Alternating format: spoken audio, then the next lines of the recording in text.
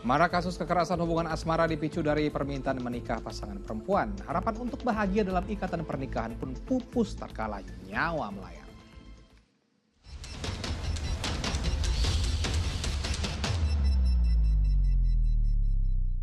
Yubrar ada nyesal nggak? Lumayan ya janjian. Uangnya baru coba.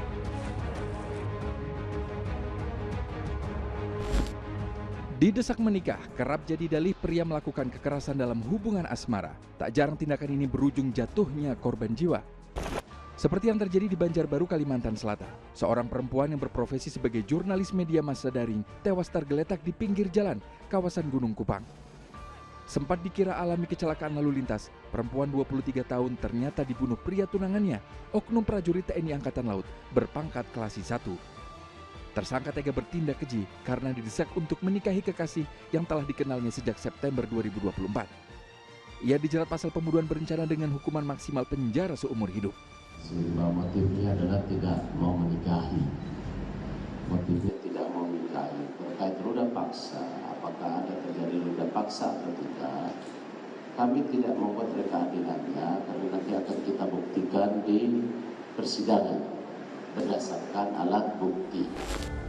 Impian kebahagiaan menjalin tali pernikahan pupus tatkala Risma Yunita dibunuh kekasihnya, Edi Subayu, di Deli Serdang, Sumatera Utara.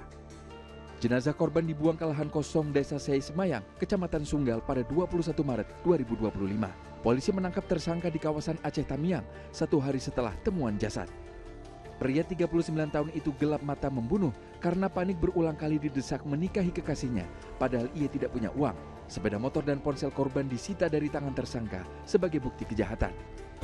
Setali 3 uang, seorang pria di Kabupaten Goa, Sulawesi Selatan tega menganiaya dan menikam hingga tewas kekasihnya yang tengah mengandung anak mereka. Dalihnya tersangka kesal, korban datang ke rumah tersangka minta dinikahi. Ia ditangkap saat kabur ke rumah orang tuanya yang berada di luar kota. Jalan kekerasan umumnya jadi pilihan ketika pelaku merasa terpojok, termasuk dalam menjawab tuntutan dari kekasih. Ketidakmampuan menghadapi tekanan menunjukkan lemahnya manajemen emosi akibat berbagai faktor baik dari lingkungan maupun keluarga. Karena manajemen emosi itu harus dipelajari, dilatih, dan akhirnya dipraktekkan. Sehingga ketika ada konflik, ketika misalnya dia ada masalah, dia bisa mengatasi itu. Selain itu, yang melatar belakangnya bisa juga self-esteem. Self-esteem itu bagaimana dia bisa melihat diri dia. Mungkin orang tuanya tidak mendidik dia menjadi betul-betul laki-laki yang punya tanggung jawab misalnya. Akhirnya yang keluar dari masalah, yang tidak punya komitmen untuk mengatasi satu permasalahan misalnya.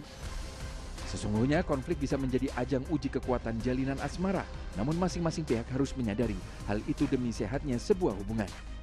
Laki-laki atau perempuan harus punya self-awareness sendiri, jadi menyadari bahwa hubungan yang dijalani saat ini itu merugikan atau tidak, toksik atau tidak, membuat dia akhirnya tidak bisa kemana-mana atau tidak.